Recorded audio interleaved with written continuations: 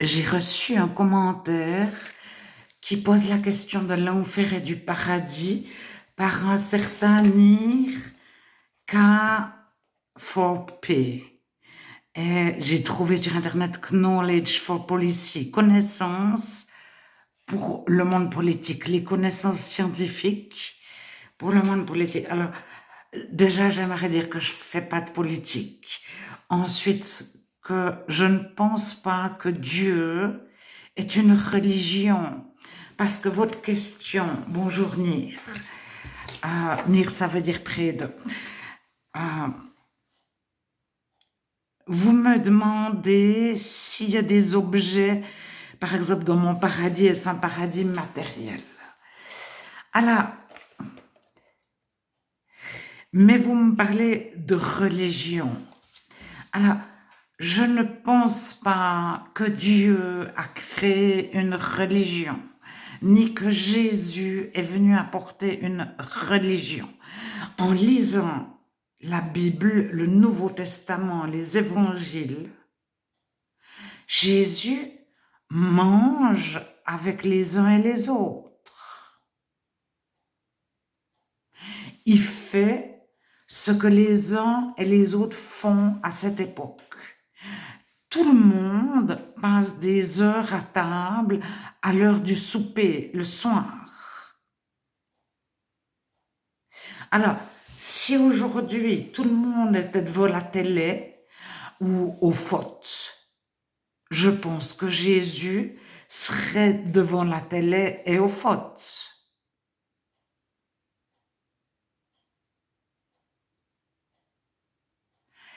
Alors, la religion, elle a toujours pour but de faire à d'autres. Et ça part de l'ordre et de la morale. Moi, je pars de Dieu. Pourquoi l'être humain a été créé? Alors, je pars de Dieu créateur. Alors ça, scientifiquement, vous pourriez peut-être m'expliquer pourquoi le créationnisme est totalement mis au banc de la science. Parce qu'en biologie, au niveau de la cellule, l'évolution est impossible, mais au niveau de la vue, au niveau de l'ouïe, qu'est-ce qu'on entend? Ou qu'est-ce qu'on voit? Qu'est-ce que l'animal primitif voyait? On ne peut pas avoir une préhistoire à la fonction vue. Alors, qu'un animal, mais on voit les chiens et les chevaux. Une race de chiens se crée en quelques générations de chiens. Il n'y a pas besoin de millions d'années pour sélectionner tous les plus petits dans une portée. Une année après, ils se reproduisent. On sélectionne tous les plus petits. Une année après, ils se reproduisent. En 10 portées, on a créé une race de chiens. Alors ça, je suis d'accord. Mais encore, l'homme fait tout faux, parce que lorsqu'il veut un nez le plus court possible, pour finir, le chien n'arrive pas à respirer. Quand il veut une mâchoire développée, pour finir, les os du crâne compressent le cerveau, etc. La nature est parfaite. Dieu, la création de Dieu est parfaite. Alors, maintenant, vous me demandez si dans mon paradis, il y a des objets. Le paradis, c'est premièrement être satisfait, comblé, être en permanence dans la satiété, ne pas avoir faim, ne pas manquer de. Alors le chrétien, il n'a pas la notion du temps, il ne se dit pas ces 10 dernières années, j'ai fait.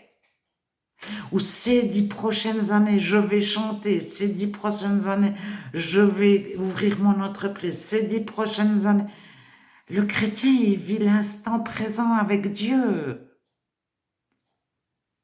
Alors, si le paradis, il y a des objets ou pas,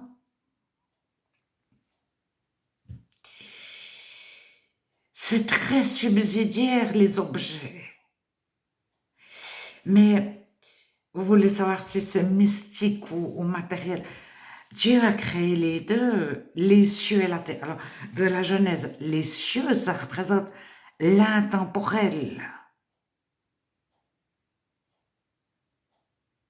Et la terre, si vous lisez la Genèse, elle arrive avant la terre.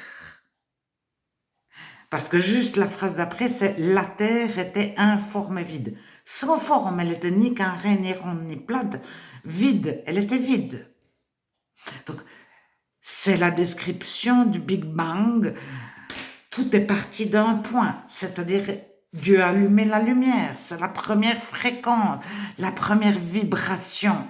Et Dieu dit et la lumière est. Ça, si vous êtes de la science, vous comprenez ce que c'est que la première fréquence est la lumière qui s'allume.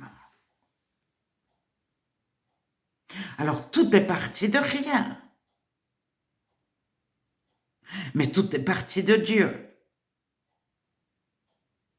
Alors, à un moment donné, le temps va avec l'espace, tout est rapproché. Qu'est-ce que le temps?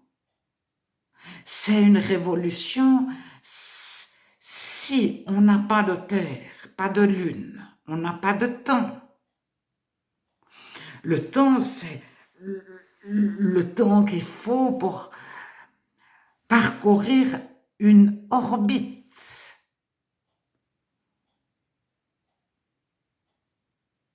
Alors, le chrétien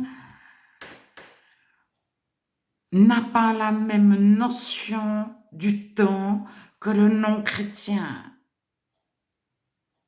Mais ça ne veut pas non plus dire qu'il est mystique, illuminé, etc. Ah.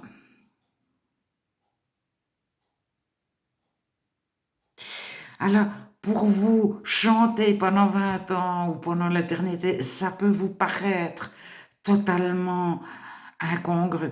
Mais le chrétien, il est heureux, satisfait pour l'éternité. Alors, ce qu'il fait, c'est pas très important.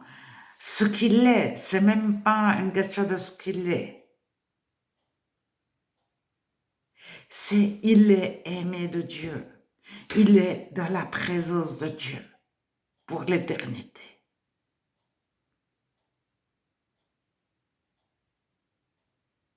Alors, ne pas être de la présence de Dieu, c'est déjà l'enfer aujourd'hui. La personne qui n'est pas dans la présence de Dieu à cet instant, elle vit par ses envies. Elle a des manques, elle a des frustrations. Si elle a acheté quelque chose, elle est satisfaite très peu de temps. Puis après, elle montre ce qu'elle a acheté à d'autres, ça va prolonger sa satisfaction. Parce que cette satisfaction dépend de facteurs extérieurs à Dieu. Alors le chrétien, il est satisfait par Dieu, il est comblé par Dieu. Alors, il est dans la présence de Dieu, la Shekinah. C'est de l'hébreu. Alors après, si dans la présence de Dieu, il y a des bateaux, des avions, des voitures, ou pas, s'il y a des animaux, de la nature, des fleurs, des volcans, des lacs ou pas, le chrétien, il recherche la présence de Dieu. Et le paradis du chrétien, c'est la présence de Dieu. C'est pas faire l'amour comme de certaines religions, c'est pas des richesses matérielles, c'est pas... Alors, Jésus nous promet des mets succulents à manger. Mais les mets succulents peuvent s'entendre comme être repus, comblés, satisfaits en permanence, être heureux. Mais ça ne dépend ni de nos prières, ni de notre comportement, ni de chanter, ni de danser. Ça dépend de Dieu, de la présence de Dieu. Et le jardin d'Éden, c'est être coupé de la présence de Dieu. Donc, le paradis, c'est retourner et rester de la présence de Dieu. Alors, je vous invite à lire l'Évangile de Jean, chapitre 15. Demeurez en Jésus, vous demeurerez en Jésus, vous demeurez de l'amour de Jésus et Jésus demeure en vous afin que votre joie soit complète. Il n'y a pas d'endroit en nous qui éprouve un sentiment de peur, de honte, de mépris, de moquerie envers d'autres, d'ironie envers d'autres, de manque, de besoin.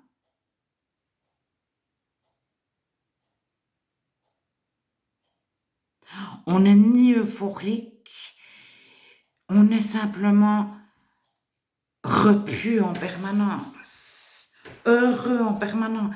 Mais ça ne dépend pas de nous, ça dépend de la présence de Dieu.